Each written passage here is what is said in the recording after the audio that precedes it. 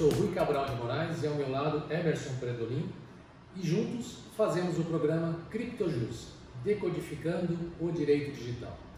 Hoje vamos falar sobre um assunto muito interessante. Estamos na Semana do Consumidor e nada melhor do que trazer para vocês, nossos seguidores, um assunto voltado aos direitos dos consumidores, em especial na proteção de dados.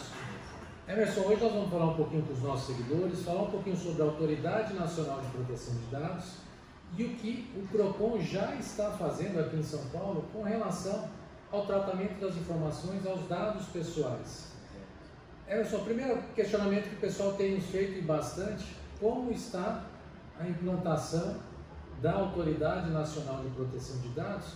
E antes mesmo, o que é a Autoridade Nacional de Implantação de Autoridade Nacional de Proteção de Dados? É um trava-língua, né? Exatamente. O que é esta autoridade? Vamos esclarecer para os nossos seguidores que ainda há um grande desconhecimento por parte da sociedade de quem vai fiscalizar tudo isso. Sim, com certeza. Bom, a Autoridade Nacional de Proteção de Dados, anteriormente, antes de uma reforma, né, de uma lei, uma alteração da Lei Geral de Proteção de Dados, ela chamava-se Agência Nacional de Proteção de Dados, que tinha um ideal de ser uma agência como uma Anatel, a ANEEL, e ao final, com a alteração legislativa que houve no meio do ano passado, se criou uma estrutura vinculada à presidência, ao executivo. Então ela é uma secretaria vinculada ao executivo, de maneira ainda, eu vou chamar de precária, porque ela pode ser revista, esse formato, em até 2 anos. Mas ela é a autoridade que fará toda a regulamentação da lei. Então existem lacunas nessa legislação que precisam ser tratadas pela autoridade nacional, como, por exemplo, qual é a abrangência das regras desta Lei Geral de Proteção de Dados para empresas que estão no regime privilegiado, como o Simples Nacional. Existe lá um parágrafo dizendo que a autoridade nacional poderá versar sobre isso. Então ela fará esse tipo de trabalho, ou seja, criará algumas resoluções para direcionar como se executa a lei. É comum para nós advogados, a gente sabe bem como que é essa estrutura, mas para o leigo às vezes é difícil. Uma lei por si só, ela às vezes não é auto-executável, ela precisa de algumas regulamentações, né, algumas resoluções que direcionam como vai se aplicar a lei. Então ela faz isso em especial, e dentro das atribuições dela, ela também uma das principais, é receber as reclamações, né, os pedidos do titular quando ele percebe uma violação de dados, do seu dado pessoal. E aí ela tem o poder de fiscalização e ela autuará, intimará a empresa para verificar se aquela denúncia procede ou não, e segue um procedimento que inclusive tem uma questão muito importante. Se ela identificar que há uma violação, é ela que vai aplicar a multa, a penalidade. A Lei Geral de Proteção de Dados, ela protege o cidadão, o titular do dado. A pessoa natural. A pessoa física natural. Isso. Esse é um dado importante porque a Autoridade Nacional ela tem como principal papel dar a proteção devida ao titular do dado. Exato. Então eu, Rui, como titular de dados, eu posso me dirigir a esta Autoridade Nacional de Proteção de Dados e fazer uma denúncia ou uma reclamação. Isso vai ser possível? Vai ser possível, pelo que se construiu na lei. A autoridade tem que ter um canal disponível para a população, para que a população possa fazer a sua denúncia e ser atendido. Muito parecido, penso eu, nos formatos que nós temos hoje uma Anatel, quando a gente tem uma reclamação, que é para o consumidor conseguir perceber, mais ou menos o que nós temos hoje com uma Anatel. Você abre um chamado e aquele chamado é vinculado a um pedido que a autoridade fará à empresa para se explicar, e faz todo um investigativo, quase que um processo administrativo, para a apuração daquela possível violação. Legal. Então eu, como consumidor, como titular de um dado, do meu dado, isso, vou ter aí a quem me recorrer. E aí, só um parênteses importante, já que nós estamos falando, misturando um pouquinho as ideias da Autoridade Nacional, consumidor, isso, titular de dados. O titular de dados nem sempre será um consumidor. Como, exatamente, por exemplo, se nós pensarmos num trabalhador, um seletista, ele é titular dos dados pessoais que ele oferta à empresa para fazer todo o procedimento de folha de pagamentos, enfim. Nesta relação empresa-pessoa física, ele é um funcionário, colaborador seletista, mas ele tem o perfil de um titular de dados pessoais. Exatamente. O consumidor, ele tem essas duas visões. Ele é, em certo momento, consumidor porque ele tem uma relação de consumo com aquela empresa que usa os dados pessoais para esta relação. Exato. E, por consequência, se há um tratamento desses dados para esta relação, ele é um titular de dados pessoais nos termos da Lei Geral de Proteção de Dados. Muito bem. Além da Autoridade Nacional de Proteção de Dados, nós voltamos a falar aqui, nós estamos na Semana do Consumidor, e nada melhor do que na Semana do Consumidor a gente trazer uma novidade especial aqui para São Paulo, do PROCON. Nós recebemos a notícia de que o PROCON de São Paulo já está aceitando reclamações referente a dados. Isso é uma boa notícia, né? Então, esta é uma informação importante para você, pessoa física, ou você, empresário que nos assiste. Por quê? A Lei Geral de Proteção de Dados, ela só vai ter início da sua vigência, ou seja, a sua validade, a partir de agosto de 2020, mais especificamente dia 14, Dia 16. 16. Dia 16 de agosto de 2020. A partir desta data é que será exigido o cumprimento da lei. Porém, o que já está acontecendo? O PROCON de São Paulo, juntamente com os Ministérios Públicos, já estão atuando nesta proteção dos dados. Tanto é que o PROCON já está autorizado a receber formalmente as reclamações. Olha isso. Então seria importante, Emerson, a gente até falar um pouquinho dos nossos seguidores, do PROCON aqui de São Paulo, para que ele serve exatamente, o que ele pode auxiliar nessa questão dos dados. E o que é mais importante, hoje você tem aonde se recorrer. Então, essa questão como comecei a conversar com vocês, se a lei vai pegar ou não, que é um termo que se usa, apesar de eu não concordar, mas vem sendo usado, eu não tenho dúvida que a Lei Geral de Proteção de Dados vai ser exigida sim, e nós precisamos fazer uma mudança cultural com relação a isso. Perfeitamente. Então a sociedade precisa se adaptar à nova realidade. Então a lei vai pegar, sim, estejam preparados para cumpri-la, senão serão autuados com penas pesadas aí que podem chegar até 50 milhões de reais. O PROCON tem legitimidade para receber essa reclamação, Everson? Pois é, ótima pergunta. E às vezes, lógico, para o consumidor, para a pessoa que não é da área jurídica, né, do direito, a gente até não aprofundaria uma discussão, mas, poxa, se eu tenho para aqueles que são da área jurídica, a pergunta sempre é, se eu tenho uma lei específica que vai tratar o tema, será que ela não sobreporia a lei que também trata o tema, mas com outro viés, como, por exemplo, o Código de Defesa do Consumidor? Né?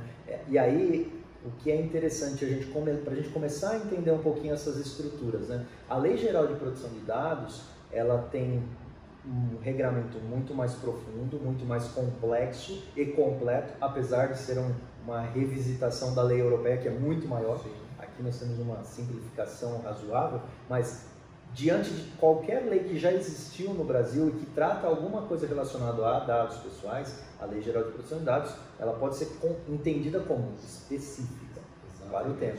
E aí, talvez alguns colegas vão dizer, então se ela nascer e estiver vigente, tudo que estiver diferente dela perde a validade, porque a lei específica sobrepõe a lei geral.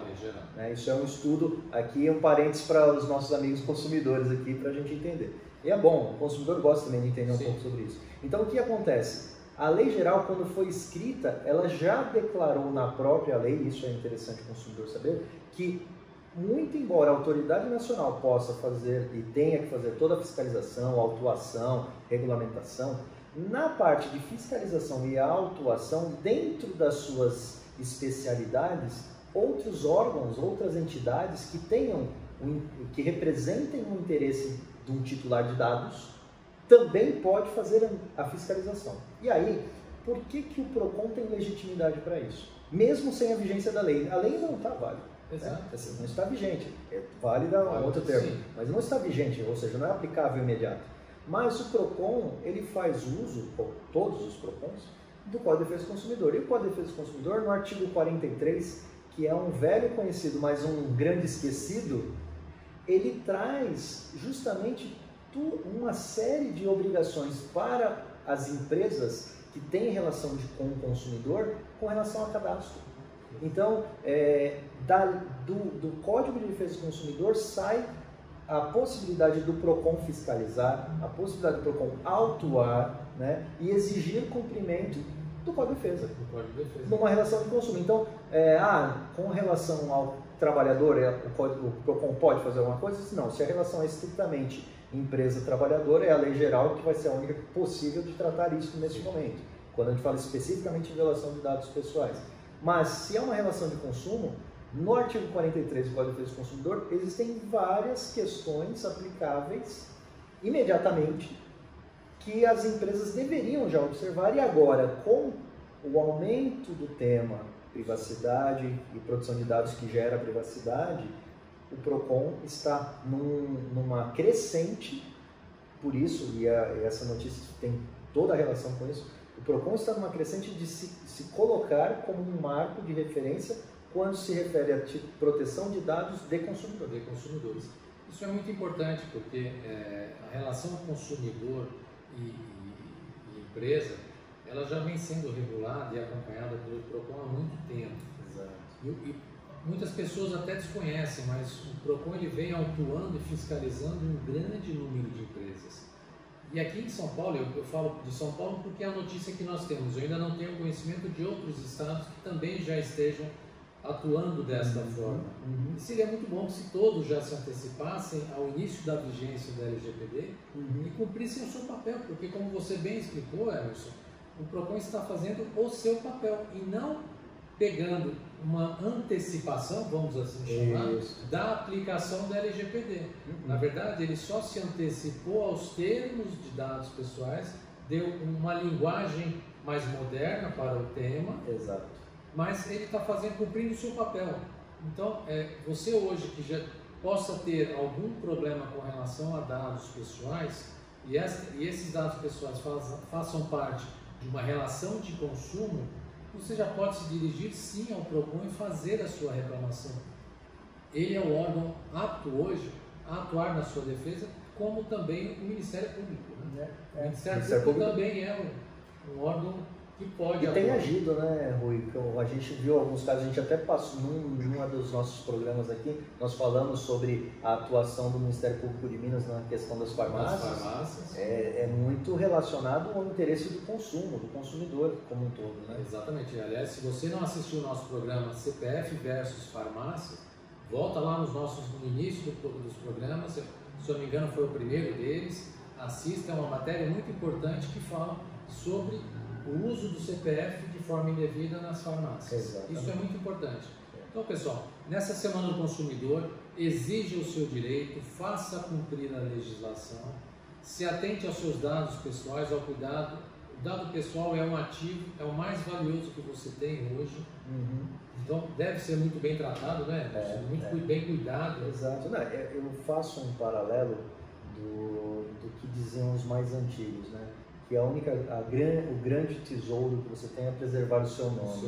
Né? E fazendo um paralelo, se eu fosse pensar hoje com o avanço, com a tecnologia, hoje o maior benefício que você tem não é preservar só o seu nome, mas é preservar os seus dados pessoais. Então, uma releitura do velho ditado para 2020, que deve se preservar são os dados pessoais. E não apenas o nome. Exatamente, vai muito além. E tem um valor comparativamente, como tinha à época, preservar o seu nome. Representa a mesma coisa. É a mesma coisa, exatamente. Então, não esqueça de curtir os nossos vídeos, se inscreva no nosso canal para receber as nossas notícias. Todas as sextas-feiras estamos aqui trazendo notícias para vocês do direito digital. Deixamos aqui um forte abraço para você, consumidor, em especial nesta semana em que se comemora a Semana do Consumidor. E mais uma vez, fiquem atentos à preservação e ao cuidado dos dados pessoais. Uma última mensagem para os nossos seguidores, Emerson? Acho que fazer valer os 30 anos do Código de Defesa do Consumidor, porque esse ano completam 30 anos de Código de Defesa. Consumidor, exerça o seu direito, empresa, busque cumprir os direitos do consumidor, porque aí tem um outro fator, né? Eu acho que essa é uma boa dica para o empresário. Eu, como consumidor, enquanto consumidor, acho e privilegio as empresas que me respeitam. Exatamente. Só para, você tocou num ponto importante, só para vocês terem ideia, última informação para vocês. Quando você fala de GDPR, que é a lei europeia que trata de dados lá, nós tivemos uma informação do número de denúncias que já existiram na Europa por conta do início da vigência da lei. Sim. Se eu não me engano, já superaram a marca de 150 mil denúncias de uso indevido de dados. É isso aí. Uma casa de 160 mil, mais ou menos. 160 mil denúncias.